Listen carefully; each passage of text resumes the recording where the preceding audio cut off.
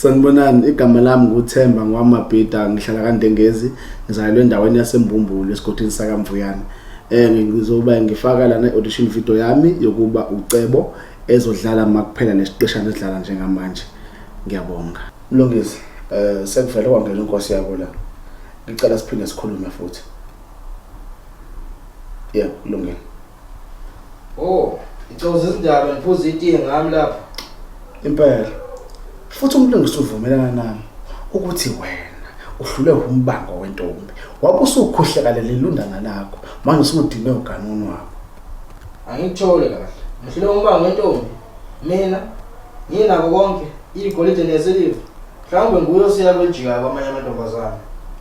Ucabanga ukuthi sona kuphela izathu esingenza intombi ingaqomi leso?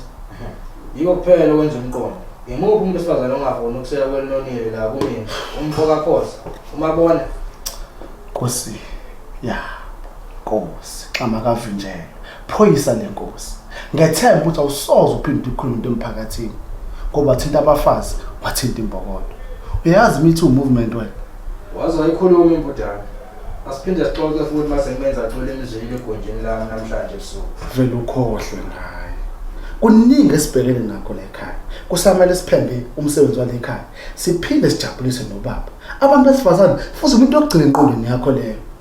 Abantu basala nakusoze ngoba into yokugcina emqondweni wami. Ukuthi wena uyakwazi ukuhlala ungalifinyisa ikhehla, asifani nawe. Kulungileke.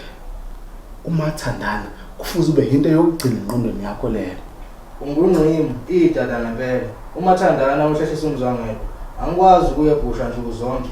Ngidinga umuntu la endlini ozobuye emndeni. Ufuna enye intombi.